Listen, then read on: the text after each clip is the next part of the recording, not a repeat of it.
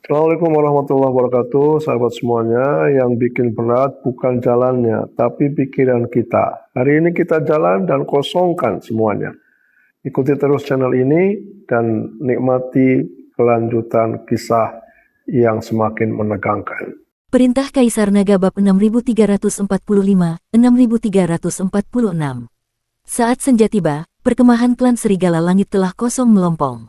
Rona lembayung bagaikan darah menyirami tanah gersang, mengubahnya menjadi merah tua. Angin bertiup dari kejauhan, menerbangkan abu dan debu dari permukaan tanah, melayang-layang di udara layaknya ribuan desahan tanpa suara. Tenda-tenda telah dibongkar, hanya menyisakan tanah yang telanjang dan tiang-tiang kayu yang masih menancap dalam.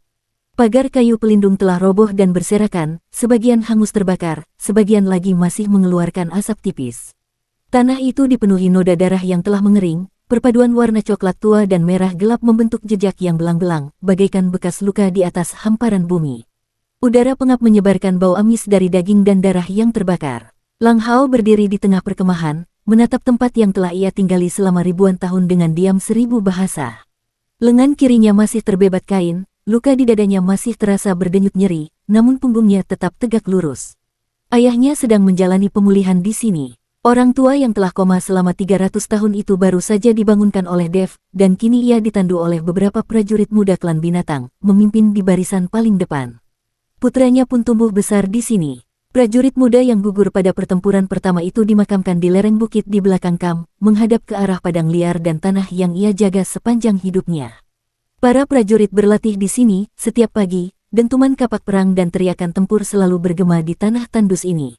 Orang-orang tertawa di sini, anak-anak berlarian di sela tenda, para wanita bernyanyi di sekitar api unggun, dan para tetua duduk di depan pintu tenda menceritakan kisah-kisah kuno.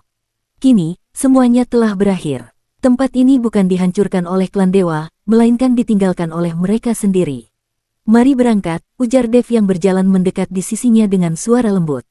Kita pasti akan kembali. Jubah birunya berkibar pelan tertiup angin malam, dan pedang pembunuh naga yang tergantung di pinggangnya memantulkan sisa cahaya matahari terbenam.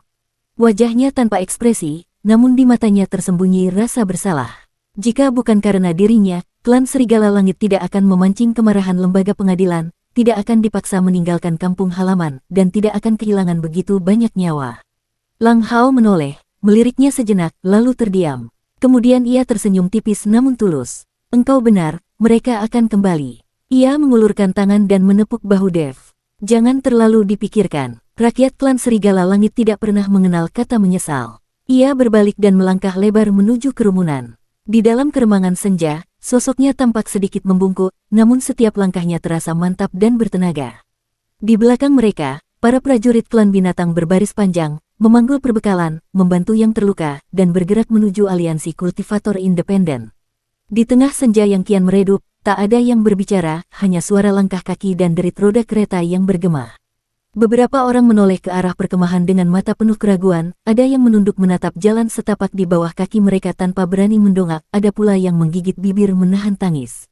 Namun, tak satu pun dari mereka yang menghentikan langkah. Yunxi memimpin para prajurit hantu di barisan terdepan. Wajahnya tenang, meski matanya menyiratkan kelelahan. Bahu kirinya masih terbalut kain dengan sedikit noda darah yang merembes keluar. Pedang hantunya tergantung di pinggang, namun cahaya hitam pada bilahnya telah meredup drastis.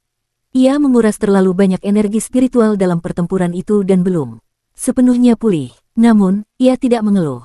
Ia adalah putri dari negeri rembulan sekaligus pemimpin para prajurit ini, ia tidak boleh tumbang.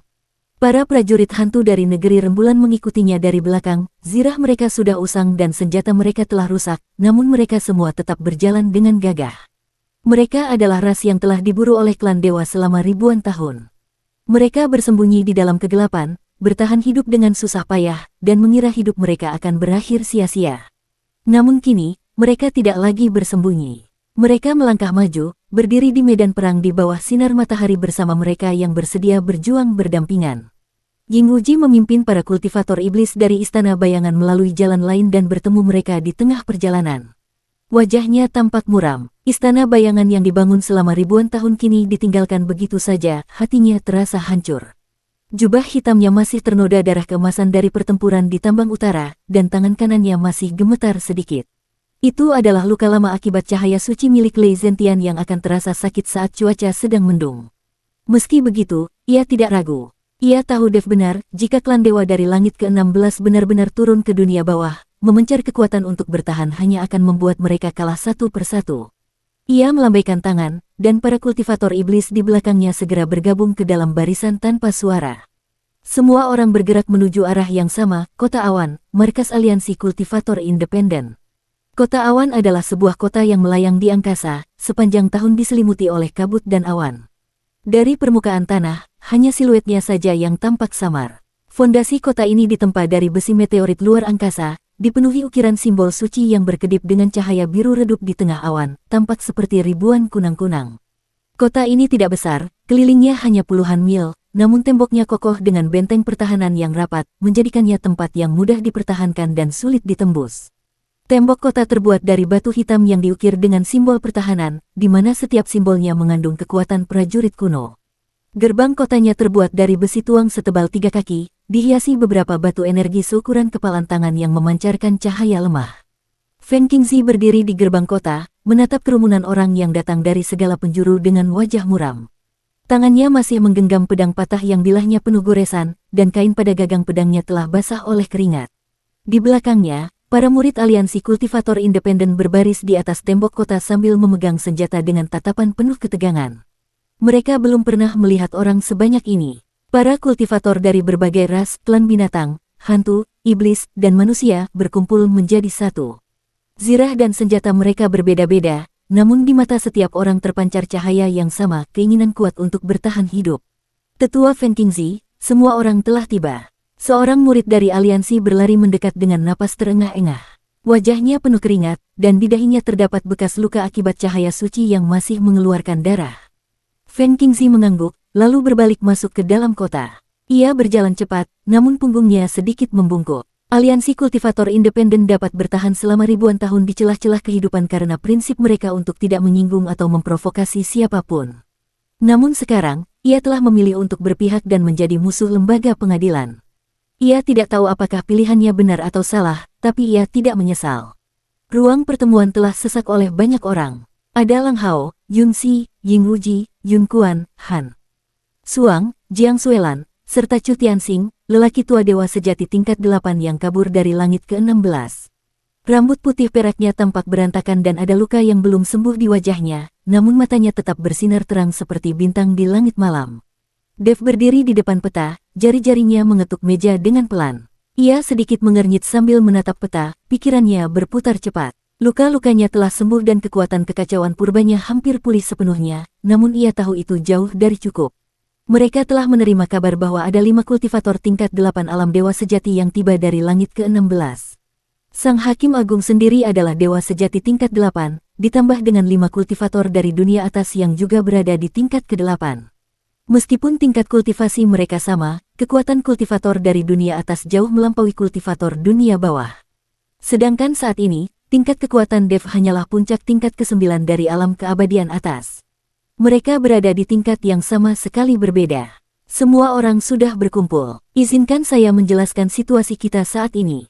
Suara Dev terdengar tenang, namun setiap kata yang diucapkannya memiliki bobot yang mendalam. Semua mata kini tertuju padanya. Kota Awan adalah benteng terakhir kita. Temboknya kokoh, pertahanannya rapat, dan medannya sangat menguntungkan untuk bertahan. Namun, jumlah pasukan kita tidak mencukupi dan kita kekurangan pejuang elit. Lembaga pengadilan memiliki 3.000 kultivator dewa, 1 hakim agung, 5 orang ahli alam dewa sejati tingkat ke-8, serta para pengejar dari langit ke-16. Ia melirik ke arah Chu Tianxing. Beberapa kawan kita berhasil meloloskan diri dari langit ke-16. Namun, luka-luka mereka belum sepenuhnya pulih, dan tidak banyak di antara mereka yang mampu bertarung. Chu Tianxing berdiri, mengepalkan tinjunya dan berkata, apa yang dikatakan teman muda Dev benar. Meski luka kami belum pulih total, jika klan dewa menyerang, kami tidak akan pernah tinggal diam dan hanya menonton. Suaranya serak namun penuh ketegasan. Puluhan kultivator manusia di belakangnya mengangguk setuju, mata mereka berkilat penuh semangat juang. Dev mengangguk dan melanjutkan, oleh karena itu, strategi kita adalah bertahan, bukan menyerang. Kita akan menjaga kota Awan sambil menunggu kekuatan saya mencapai terobosan. Ia berhenti sejenak, suaranya tenang namun mantap. Saya harus menembus masuk ke alam dewa sejati. Keheningan seketika menyelimuti ruang pertemuan tersebut. Semua orang tahu bahwa Dev benar. Hanya kekuatan kekacauan purbanya yang mampu menandingi cahaya suci klan dewa, hanya dia yang mampu melawan sang hakim agung. Jika ia gagal menembus batas kekuatannya, kota awan tidak akan mungkin bisa dipertahankan. Apa yang kau butuhkan? Lang Hao menjadi yang pertama memecah keheningan. Suaranya begitu keras hingga cangkir teh di atas meja bergetar sedikit. Sumber daya, jawab Dev. Kristal energi, pil obat, tanaman herbal spiritual, apapun yang bisa meningkatkan basis kultivasi.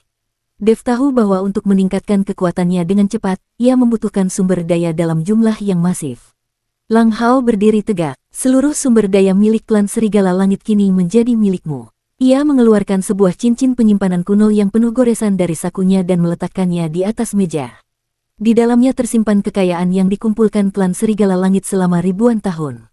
Yunxi juga berdiri. Seluruh sumber daya negeri rembulan adalah milikmu. Ia meletakkan sebuah cincin penyimpanan hitam di atas meja. Ini adalah harta terakhir yang dimiliki kerajaannya. Meski klan hantu telah diburu selama ribuan tahun dan hanya memiliki sedikit harta tersisa, Yunxi memberikannya tanpa ragu. Ying Wuji mengangguk. Sumber daya istana bayangan juga tersedia untuk kau gunakan. Ia mengeluarkan cincin perak dari lengan bajunya. Jari-jarinya sempat menyentuh cincin itu sejenak. Ini adalah hasil jerih payah istana bayangan selama 10.000 tahun, namun ia tahu semua ini akan sia-sia jika mereka gagal bertahan. Feng Qingzi menghela napas. Meskipun aliansi kultivator independen sangat miskin, kami telah mengumpulkan semua yang bisa kami korbankan. Ia meletakkan cincin penyimpanan biru di atas meja. Sebagian besar muridnya hidup dalam kesulitan, namun Feng Qingzi telah menggeledah seluruh gudang aliansi demi tujuan ini. Jiang Suelan tidak berkata apa-apa, ia hanya mengeluarkan sebuah cincin penyimpanan dan meletakkannya di meja. Itu adalah seluruh sumber daya kuil Dewa Es yang dikumpulkan dengan susah payah dari para murid yang telah membangkitkan garis keturunan mereka. Ia mengelus cincin itu dengan lembut, matanya menyiratkan emosi yang rumit. Kuil Dewa Es baru saja dibangun kembali dari nol, namun ia tahu tanpa perlindungan Dev, kuil itu akan hancur selamanya. Dev menatap deretan cincin di atas meja dan terdiam sejenak. Pandangannya berpindah dari satu cincin ke cincin lainnya, hatinya dipenuhi perasaan campur aduk. Sumber daya ini adalah hasil akumulasi berbagai kekuatan selama ribuan hingga puluhan ribu tahun. Mereka telah mempertaruhkan seluruh harapan kepadanya. Terima kasih, ucapnya dengan suara lirih namun penuh tekanan. Ia mengambil cincin-cincin tersebut dan melangkah keluar dari ruang pertemuan. Dev menemukan sebuah ruang bawah tanah rahasia di kota awan. Ruangan itu tidak besar, namun dindingnya sangat tebal dan keamanannya sangat terjamin, sehingga kedap suara dengan sempurna. Dindingnya ditempa dari besi meteorit luar angkasa dengan ukiran simbol pertahanan yang berpendar biru redup dalam kegelapan. Lantainya berupa batu rata yang dilapisi bulu binatang yang tebal dan lembut. Ia duduk bersila dan meletakkan menara penindas iblis di hadapannya. Pintu menara terbuka, memancarkan aroma kuno yang menenangkan dan mendalam, seolah panggilan dari zaman prasejarah. Ia menarik napas dalam-dalam dan melompat masuk ke dalam menara. Di dalam menara penindas iblis, kristal-kristal telah menumpuk membentuk gunung kecil. Sumber daya dari klan Serigala Langit, Negeri Rembulan, Istana Bayangan, Aliansi Kultivator Independen, dan Kuil Dewa Es kini terkumpul di satu tempat. Jumlahnya cukup bagi seorang kultivator dewa sejati untuk berlatih selama ribuan tahun. Cahaya dari kristal-kristal itu menyinari seluruh menara, perpaduan warna merah tua, biru es, ungu hitam, putih kebiruan, dan emas menciptakan pemandangan yang indah layaknya negeri dongeng. Dev menatap tumpukan itu sejenak, lalu memejamkan mata dan meletakkan tangannya di atas tumpukan kristal tersebut. Kekuatan kekacauan purba melonjak di dalam tubuhnya, cahaya ungu memancar keluar menyinari menara. Energi spiritual dari kristal-kristal itu mengalir masuk ke tubuhnya bagaikan sungai yang bermuara ke laut.